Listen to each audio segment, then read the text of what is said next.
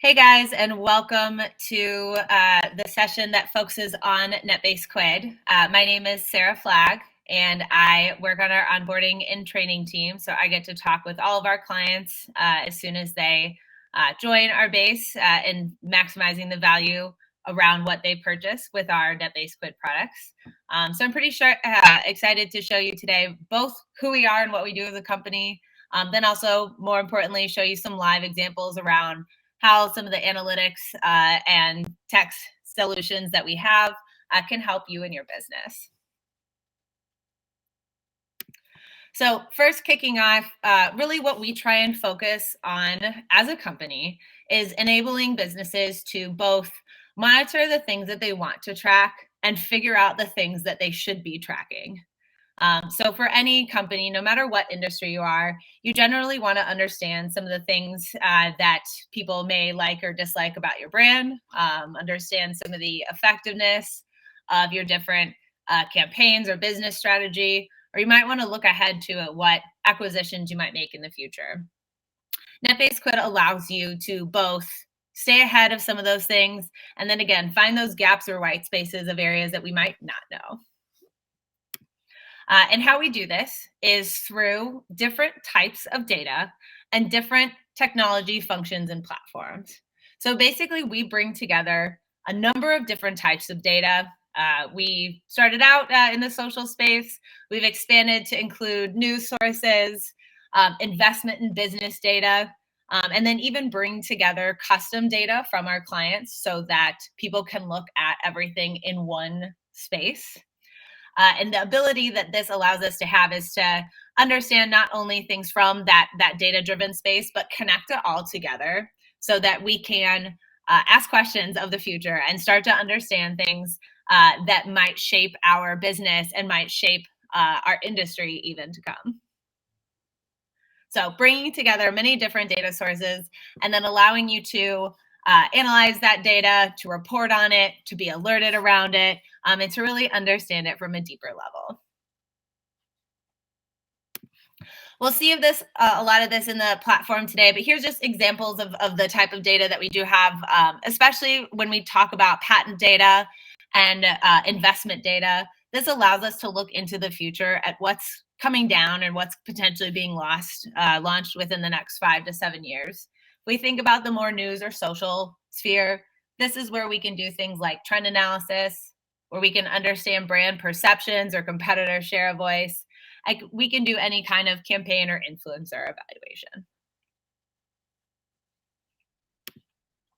And as I alluded to before, we've got basically the capability to combine your own data sources. So let's say that you do have job postings, employee reviews, internal survey responses. Those can be uploaded to our products so that you can understand not only your brand's positioning from our point of view, but then also from your own.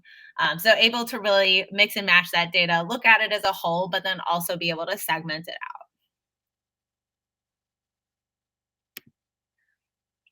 And how we see most companies and most groups, our clients span not only brands, but also consultants, agency firms, investment analytics across the board. Certainly understanding, brand health and perception and competitive intelligence, but then also to taking a look at any specific crises or strategy that might overall impact those two things and what's really important to our target audience or our customer. We're going to hone in a lot of specific examples of that today because ultimately that customer is going to directly impact the future health of our brand. And then understanding really the industry at large.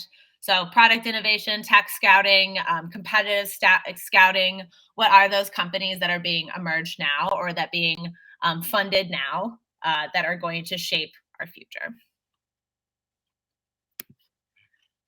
So how we actually do this is through a very advanced AI language processing engine. So this helps us in any of our data points start to detect things like emotions or behaviors. And with that, we can pair together with things like overall volume of conversation, sentiment, even taking a look at how passionate conversations are, how much engagement or interaction they're receiving. So we can really start to dig into any data piece so that we're not having to read, thousands and thousands of conversations and then surmising what they might be about. This is exactly what we do with this data that helps our customers understand on the front end what are the actions driving our conversation, what are the emotions driving the category, and who are the most influential people and brands in the space. This helps us understand the things that we know, but as we know, there's always what we don't know. And this is where we also offer solutions that allow us to visually map content. And this especially helpful with things like news or social data. When let's say we do want to research a specific topic area and we want to understand it on a deeper level, how do we know that we're really ingesting the right information and reading or understanding enough? This is where if we take a data set like news articles around IoT, we can visually map that content so we can understand what's really being most talked about, but also how those conversations are connected to each other. So in this kind of visual map, we can see a lot more interconnected groups of conversation, especially around startups and innovation. But then we do have some things out here on the peripheral, things like networks, conference and events. So we can visually see what's very central to that conversation versus what's more of a periphery or a trend. And this is all, again, based on AI as well as contextual and linguistic similarities. So with that, let's take a look at a few things live. Now I'm going to switch into the platform here. All right, now hopefully you can see inside NetBase Quid, which is where we can start to take a look at a bunch of different conversations and a bunch of different kind of data pieces. For today's example, always helpful to look into things from the perspective of an actual client. So we're going to pretend today that our client is Home Depot, and we're going to take a look at some of the things that we can see within our platforms and technology. So you can see up here at the top bar, first I'll point out, we do have tons of help resources and we do have an integrated platform. So we can jump from data piece to data piece or technology to technology. So easy, again, to bring a lot of different sources and a lot of different visuals together. We're going to actually start here, though, in topics. This is really where all of our assets and data sets live. So if I take a look within here, I can see a data set around Home Depot that's pulling in different terms related to Home Depot. It's pulling in their social channels. We're also importing some internal data. So they've got some extra review data that they wanted to take a look at. This is also where you can import our data into the platform. And this is also bringing in our LexisNexis news feed. So we're able to pull in content not only from publicly available news sources, but also from LexisNexis, which contains a bunch of print paywall content that's not necessarily within the public media sphere. And as you can see here, our topics can really be about everything. So we'll start with Home Depot. And of course, when we start thinking about competitors, we can compare that topic to one around Lowe's. But our topics literally can be, our data sets can literally be around anything. So if I do want to look at like the DIY category, we can also take a look at that kind of conversation as well.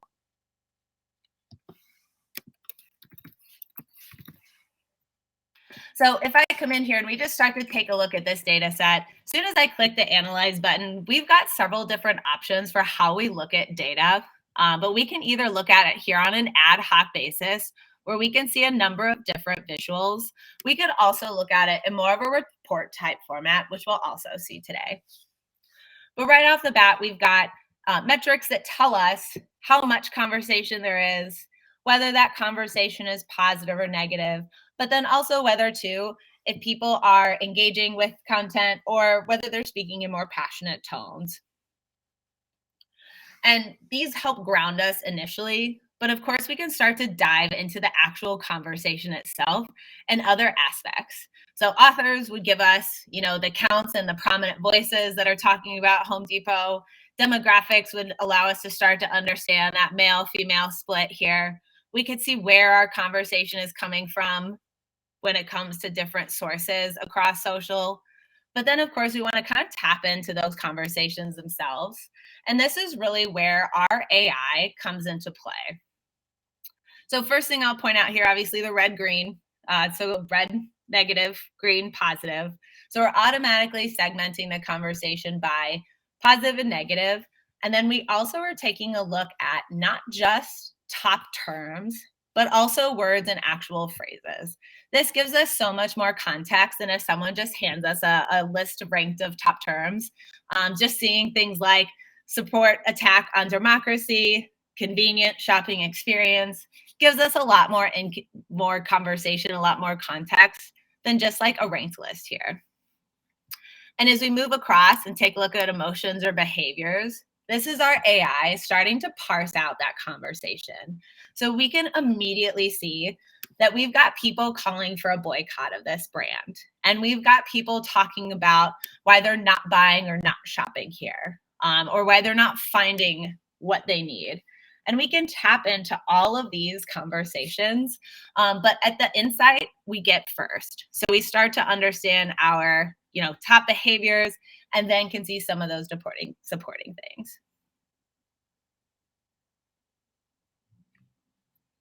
So taking a look a little bit further, again, this is helping us to assess the conversation very quickly. When we start wanting to get that context of more conversation, what we can do is look over a longer time period, but then start to compare our data sets together.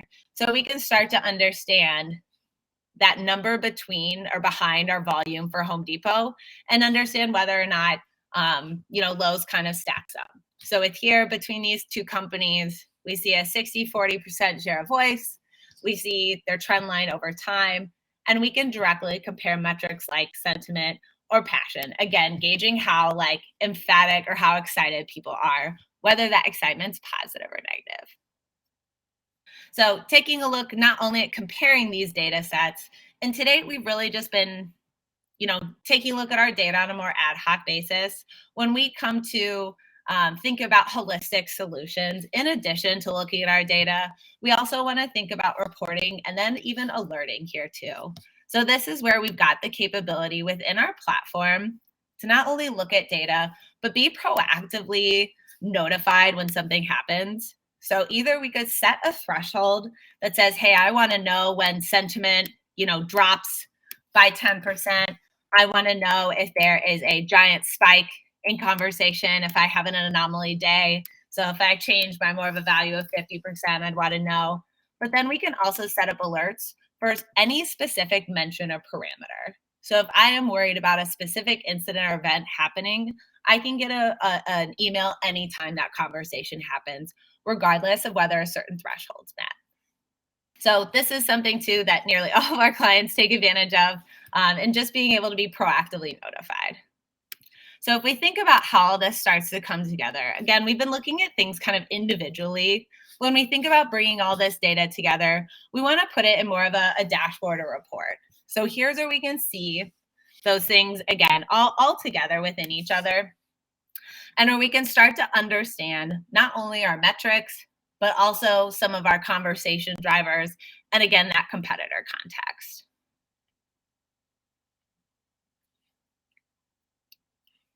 So taking a look at this, what we're actually going to take a look at here is not only going to be the Home Depot brand and a comparison against some of its top competitors, we're also going to take a look at the DIY category. So seeing what people are saying around that. And then we think about a core audience that's specific to Home Depot, dads or fathers. Our data sets, of course, can not only center around a group of keywords, but also to a group of people. So we can also tap into the everyday conversation between dads and fathers. So we've started to see our total volumes. We can absolutely still look at our top terms or start to recognize brand. Again, that's our AI really at work, starting to see the connection between Walmart, Delta, Lowe's, Amazon. And we can, again, click into any one of these to start to understand why an airplane brand is mentioned alongside a home improvement brand. And we can, again, see the connection here related to certain political issues. So helpful to see everything in one place. Again, taking a look not only at the top positive and negative phrases in general, but things like the top behaviors, and then really who's talking. So this bringing in that top people that are talking by follower count, by things like engagement, so we can start to suss out influencers. And we can see now with Home Depot, lots of a giant skeleton conversation, which we saw within our word clouds.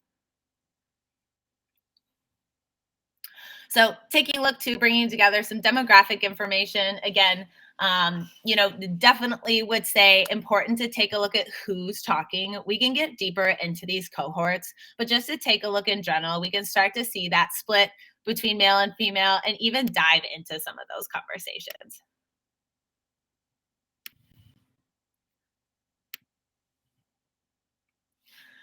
So here, again, taking a look at competitors more than just Home Depot and Lowe's, but stretching across Walmart, Sears as well. We can not only take a look at our data sets and compare them, but also overlay specific things we discover in the conversation. So taking a look at some of those things we saw in the word cloud, we did definitely see some boycott conversation or conversation about recommendations or canceling orders. So now we can benchmark that across competitors and know that Home Depot is getting a lot more conversation around boycotts than either of their competitors, even though it infiltrates pretty much everybody. So benchmarking certain things, not only behaviors, but also things like customer service, product availability, employment issues, certainly things we can start to use in larger business decisions versus just social marketing applications.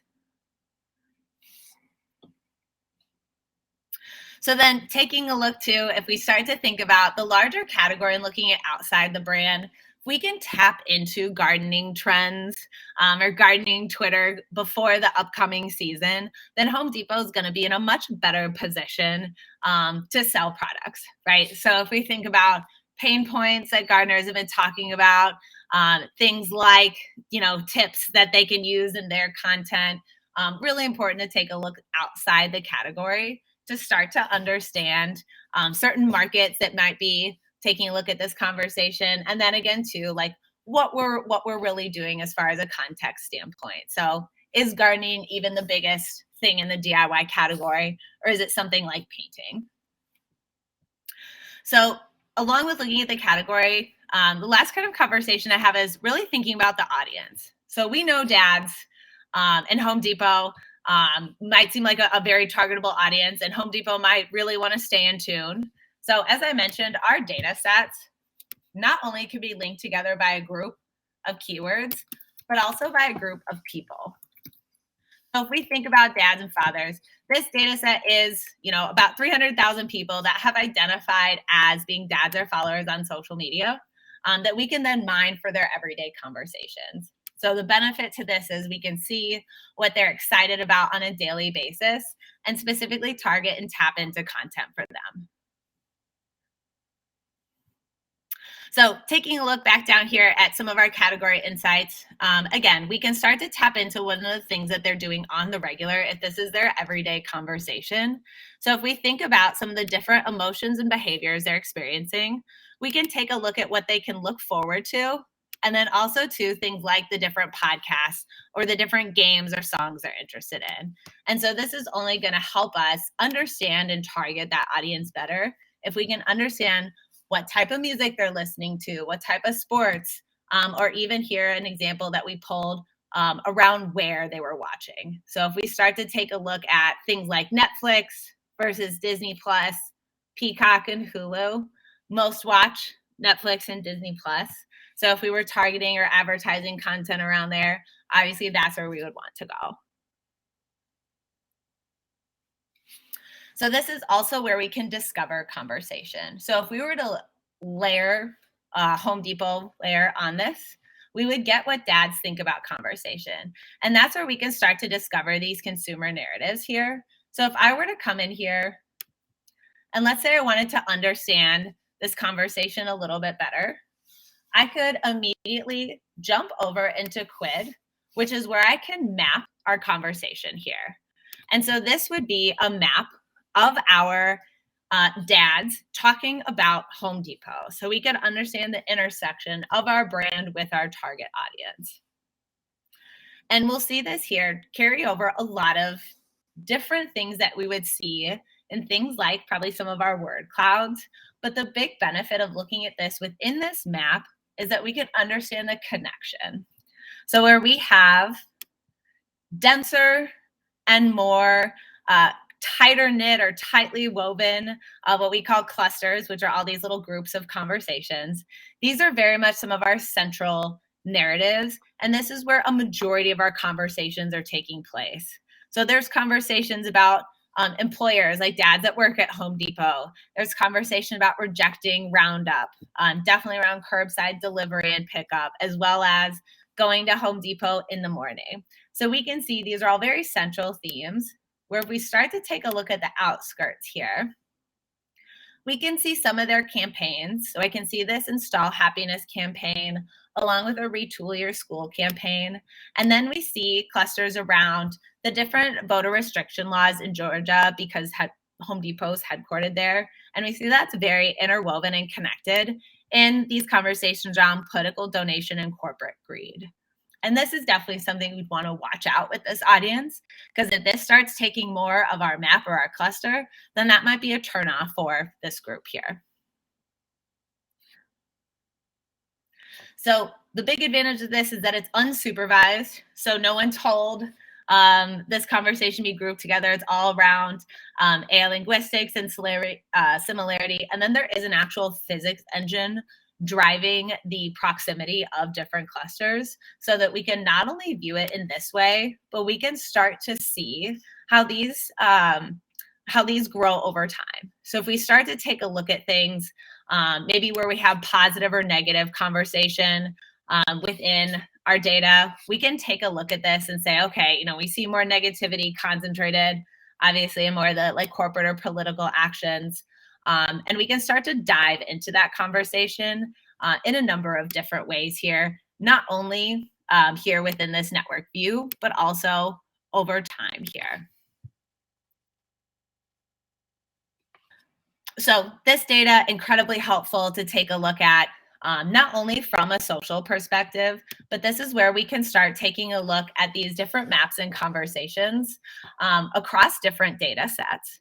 So if we want to understand and bring intellectual property trends to Home Depot, we can start taking a look at what patents have been filed in the DIY space or even more DIY type companies. And what we're going to see within here is going to be companies that could become either potential partners or competitors to Home Depot. So instead of our data points being social, our data points are now actual companies, and we can start to see where places like Amazon, Walmart, Sears, Home Depot are starting to make moves here. So we see very familiar network map. We see, got to minimize everything here. We see definitely in the DIY space, a lot of 3D tech, a lot of digital optimization, and then trends in things like bedrooms and textiles. So we can start to take a look at where these different areas have received investment within here. So we can start to see that over time, from the early 2000 teens up until now, that investment in this space has only grown. And we can see specific players within that space to see who is maybe founding companies, or we can see basically which players are within the space. So we see absolutely that Lowe's acquiring different companies, investing in different companies. And so we can start to see who they are. And then especially to look at this within the context of our network, especially when we start to see different brands. So we can visualize really any data set here. If we start to think about taking a look at not only companies and patents, but also things like this in news, this is how we can really start to understand a category and understand its shifts over time. So even though the visuals might be familiar, the data shifting differently gives us different insights into what our startup space might be. And with each of the things that we'll see here, we're always able to save, to export, to share our content. If we were to take a look at any one analysis or any one visualization, absolutely these could be incorporated into things like PowerPoint decks. So if we were to save a bunch of views in here and want to export it, we can bring it all down as its own presentation. Another thing that we can always do is download or export as PNGs. If we want to just put something, in an email, or we can export the data itself. This carries over to both platforms. So even if we think about any visuals we were looking at in NetBase, or even that report we were taking a look at, everything can all be exported and or shared with internal and external users. So if we think about taking this guy and bringing it into, a holistic dashboard here, maybe something that like fits all of this together, this is where we can take some of those visuals right alongside our social, our category data here at the end of our report, again, where we can start discovering some of those maps and visualizations. That's going to tell us some of the areas that we don't know around certain categories. So these can be incorporated into our different visuals here. So we can see, again, how they are in a more static way, or especially too, how they're evolving over time. So when we want to understand, when clusters or when things popped up, we can start to understand when co-founder and politics became an issue, whether a conversation is just revolving around product versus service. And again, incorporate some of those visuals from our different sources all into one place. So I want to thank everyone for their time today. Hopefully you learned a little bit more about NetBase Quid than you did initially. Happy to take questions from the group now. And again, I really appreciate your time today.